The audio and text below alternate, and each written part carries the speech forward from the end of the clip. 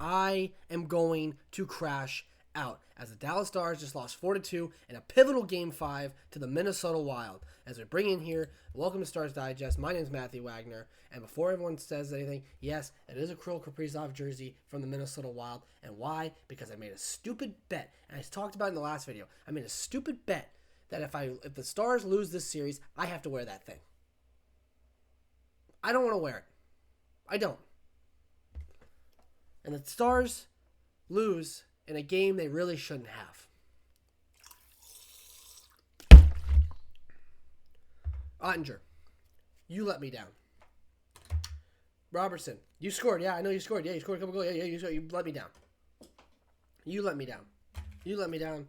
You let me down. You all let me down. Ben, you really let me down.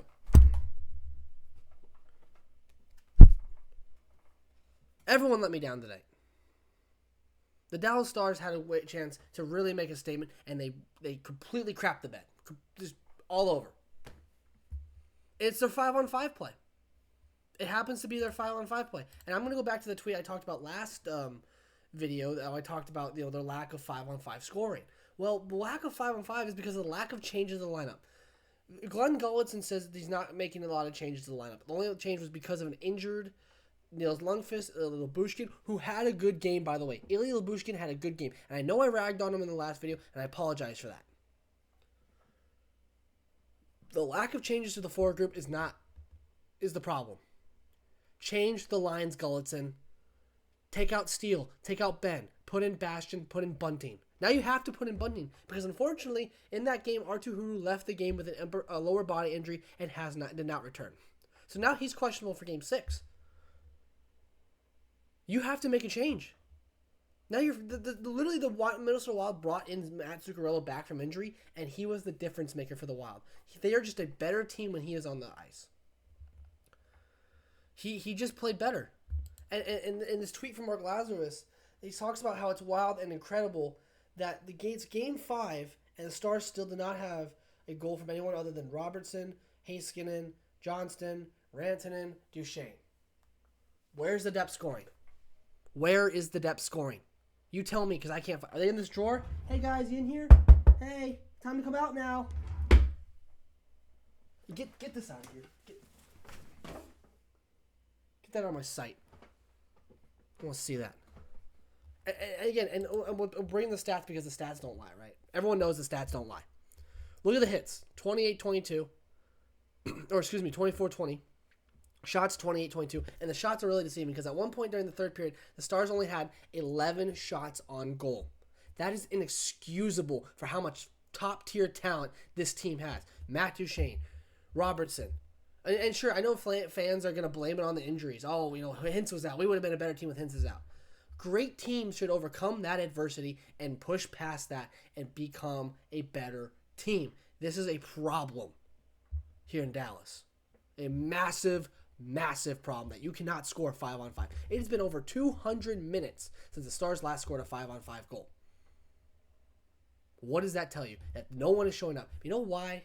Because watch the replay. Watch the highlights. The Stars like to pass it around the perimeter, and they can't get anything going because the Wild watch film, and they realize that's what you're trying to do. You're trying to pass it around, look for the perfect play. You can pass it into the net, right? And the Wild have been shutting that down this entire series, except for on the power play, because they're a man down.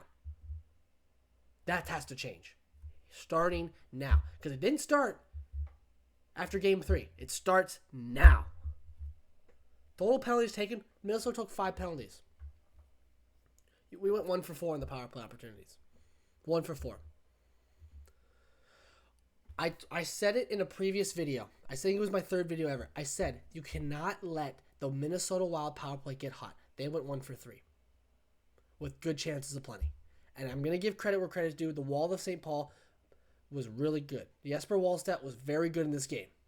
He played great. But the Stars keep passing around thinking that's going to change something. Owen Newkirk said the Wild earned a massive 4-2 win over the Stars. Now the Stars are fighting for their lives. Glenn Gulutzan, please put in Michael Bunting. Thank you very much. Also, put in Nathan Bastian because the Stars can't score. Also, take out everybody. I want Ben gone. I want Ben gone. Also Tyler Myers. I want gone. I want Tyler Myers gone. He's the reason the Stars scored their opening goal. He just lazily tries to throw the puck out. Not even hard, mind you, and it goes right to Zuccarello, back to Kaprizov with 2 shots, back to Zuccarello, and the thing is, Harley overplays, and so does Myers. They both overplay the shot. They don't look for the wide open guy back door. They play the shot, pass board, goal, 1-0. Stars score on the power play. Great, I was so happy. And then it all just fell apart. It all fell apart. I mean, come on.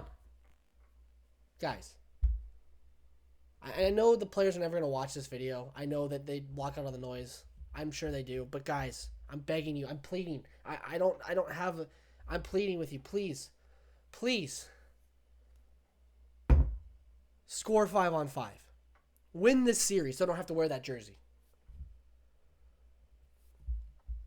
The stats don't lie, guys. The stats do not lie. And it just goes to show what we already knew about the Dallas Stars. This team is dealing with injuries, yes, we know. So you lose Lundqvist, you lose Hintz, you lose Haru. Those are 3 pivotal guys that you need on this team. So hopefully you get Nils back for Game 6. Haru, I hope comes back for Game 6. I don't think we play Hintz in Game 6. He's not going to play Game 6. He's going to play probably Game 7 if it comes to it.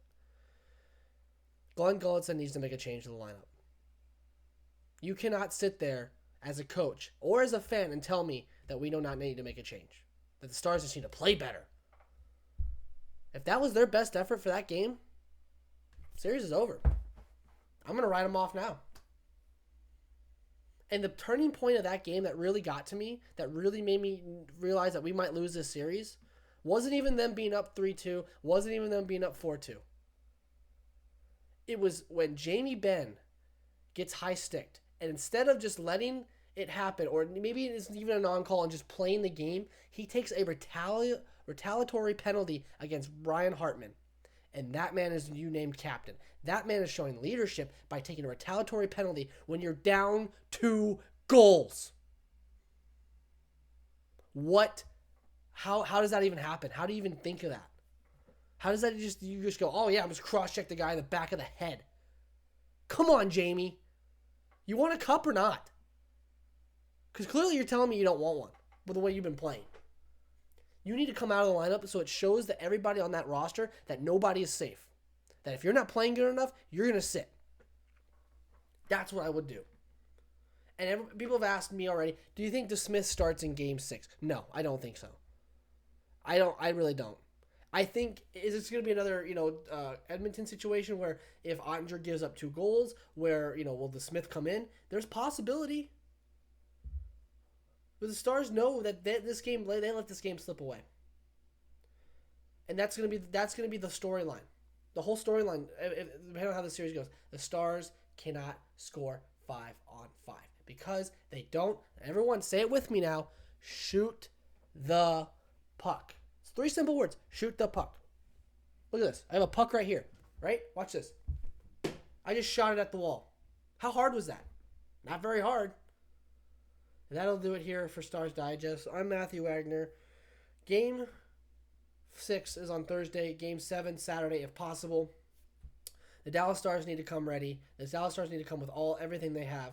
If they want to keep their season alive and not go down as one of the biggest choke jobs that I ever saw, then they will bring it in Game 6. And that is all. Have a great night, everybody. We'll see you next time.